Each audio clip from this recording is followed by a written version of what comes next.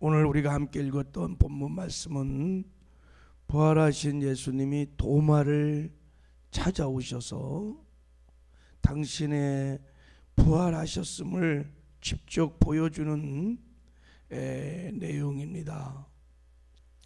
왜 부활의 주님이 도마를 찾아오셔서 직접 당신의 찔린 옆구리와 못자국 난 손을 보여주면서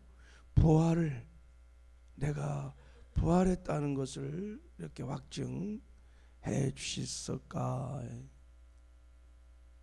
이 새벽에도 그 부활의 주님이 우리를 만나 주신 은혜가 있기를 주님의 이름으로 축복합니다.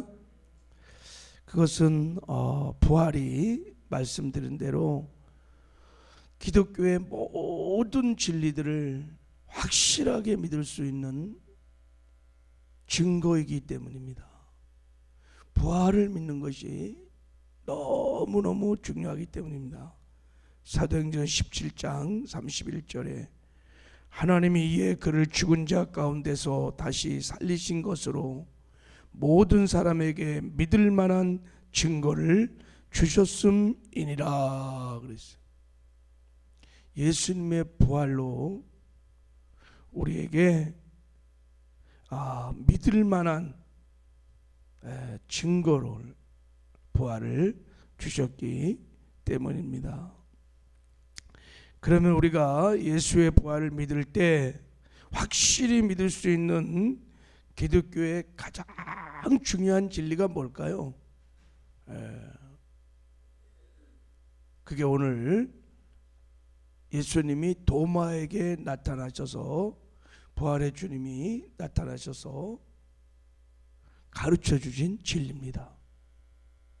부활을 통해서만 확실하게 믿을 수 있는 가장 중요한 진리, 그것을 도마가 부활의 주님 앞에서 고백합니다. 그게 오늘 본문에 나온 대로 예수님이 하나님의 아들 하나님이시며 예수님이 우리를 죄에서 구원하시는 구원자이시며 우리 생명의 주인 되심을 확실하게 우리가 부활을 믿게 되면 믿게 된다는 거예요. 할렐루야. 여러분, 예수님이 하나님이시며 내 생명의 주인이신 것을 정말 믿으십니까?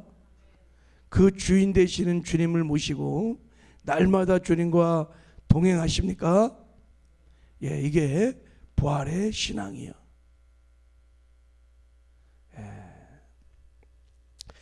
여러분, 예수님의 부활은 예수님이 누구신지를 확실히 알려주는 증거입니다.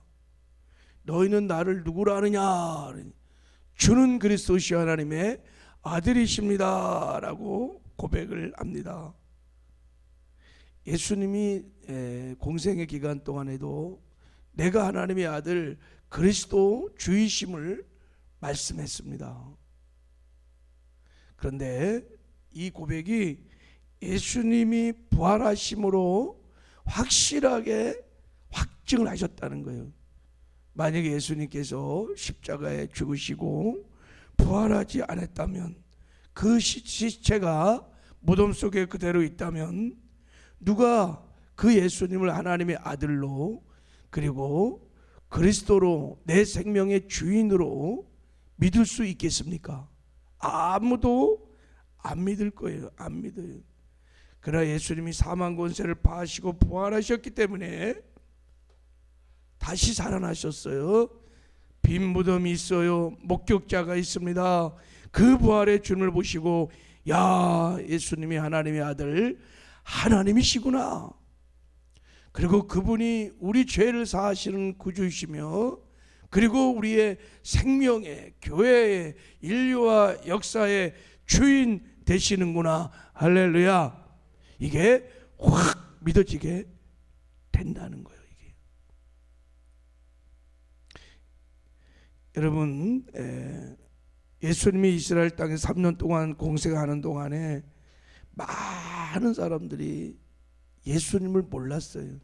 그리고 예수님이 하나님의 아들이시라는 것을, 예수님이 하늘에서 오신 하나님이시라는 것을, 육신을 입고 오셨으니까 몰랐고 안 믿었어요.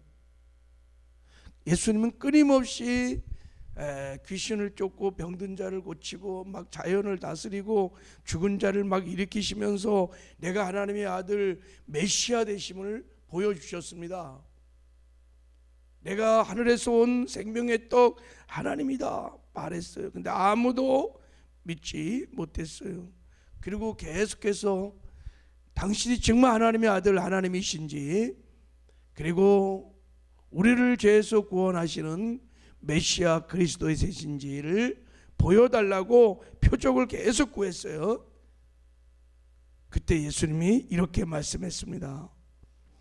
악하고 음란한 세대가 표적을 구하나 선지자 요나의 표적밖에는 보일 표적이 없느니라. 요나가 밤낮 사흘 동안 큰 물고기 뱃속에 있었던 것 같이 인자도 밤낮 사흘 동안 땅속에 있으리라 그랬어요. 사람들이 네가 하나님의 정말 아들 하나님이라면 표적을 보여줘 보라는 거예요. 그때 예수님이 내가 요나의 표적을 보여주면 그때 너희들은 내가 하나님인 것을, 나를 믿어야 죄사함을 받는 내가 너희들의 유일한 그리스도이심을, 너희들의 생명의 주인 되심을 믿게 될 거다라고 말했어요. 요나의 표적이 뭡니까? 요나가 물고기 뱃속에서 3일 동안에 있다가 다시 살아난 거잖아요. 나온 거잖아요. 예수님이 십자가에 못 박혀 죽으셨다가 사망 권세를 파하시고 부활하시는 것을 말하는 거예요. 내가 부활하는 것을 보게 되면 내가 하나님의 아들인 것을, 내가 생명의 주인이며 그리스도인 것을 너희가 알게 되리라. 할렐루야. 부활이 예수님이 누구인지를 확증시켜 준다는 거예요.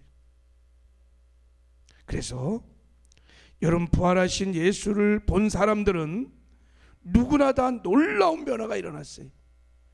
지금도 정말 예수님이 부활하셨다는 것을 믿으면 놀라운 변화가 일어납니다. 첫 번째는 부활한 모든 목격자들이 예수님 앞에서 회개를 합니다. 두 번째는 예수님을 나의 주, 나의 하나님으로, 하나님의 아들로 믿게 됩니다. 영접하게 됩니다. 그러면 구원을 받습니다. 그리고 구원을 받을 뿐만 아니라 그 부활의 주님을 증거하는데 생명을 조금도 아끼지 아니하고, 정말 부활을 믿는 사람들은 헌신을 합니다. 순교까지 합니다. 어떻게 이런 변화가 일어나냐면 예수님의 부활을 통해서 예수님이 누군지를 확실하게 알았기 때문입니다. 예수님이 하나님이신데 우리를 죄에서 구원하게 하여 이 땅에 육신을 입고 오셔서 우리 죄를 다 짊어지시고 우리의 죄값으로 십자가에, 나 때문에 십자가에 못 박혀 죽으셨다. 사망 권세를 파하시고 부활하심으로 나에게 죄를 사해 주시는 그리스도 구주이시며 내 생명의 주인, 내 인생의 주인, 이 역사의 주인이시구나 하는 것이 다 깨달아진단 말이죠. 그때 회개가 일어나는 거예요. 내가 내 인생의 주인 돼서 내 멋대로 살았던 그 죄가 깨달아지는 거예요. 여러분, 예수를 믿은 이후에도 예수님을 내 생명의 주인으로 믿지 않고 여전히 내가 주인 되어서 내 멋대로 내 생각대로 살았던 이 죄를 부활의 주를 믿으면 이게 얼마나 주님 앞에 큰 죄인지를 깨닫게 되고 진정한 회개가 일어나게 되는 것입니다. 할렐루야. 여러분, 예수님이 부활하신 목적이 뭐냐면 로마서 14장 9절에 보면 이를 위하여 그리스도께서 죽었다가 다시 살아나셨으니 곧 죽은 자와 산 자의 주가 되려 하심이니라 그랬어요. 예수님이 우리의 인생의 주인이 되어 주시기 위하여 부활하셨다는 거예요. 그리고 우리는 예수를 믿을 때 우리의 죄를 사하시는 구주만 믿는 것이 아니라 우리의 주인으로, 우리의 생명의 주인으로, 임금으로, 왕으로 모시고 영접할 때 구원을 받습니다. 그래서 여러분, 가장 큰 죄가 뭐냐면 예수를 주인으로 믿지 않는 죄가, 이게 가장 큰 죄예요. 근데 부활을 믿으면 예수님이 하나님의 아들이시구나, 하나님이시구나, 그리고 나의 진정한 생명의 주인이시구나, 이것이 깨달아지면 거기서 다 꼬꾸라지는 거예요.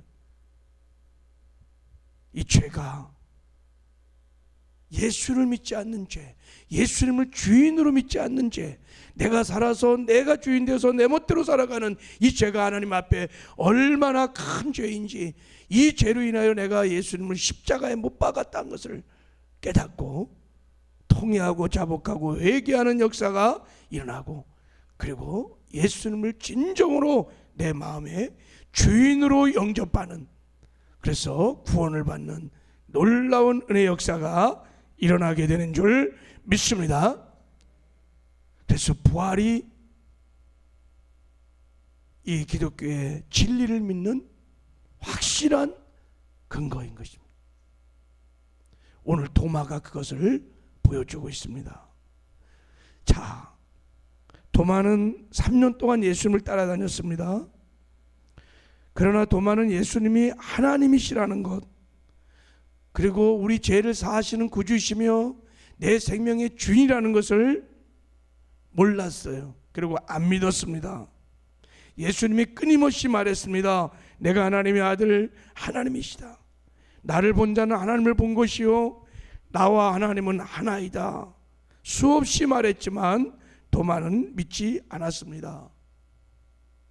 그래서 부활의 주님이 도마를 찾아오셔서 이렇게 말씀했습니다. 자, 우리 27절 28절 한번 읽게요. 같이. 자, 시작. 도마가 이르시되 내 손가락을 이리 내밀어 내 손을 보고 내 손을 내밀어 내 옆구리에 넣어보라. 그리하여 믿음이 없는 자가 되지 말고 믿는 자가 되라.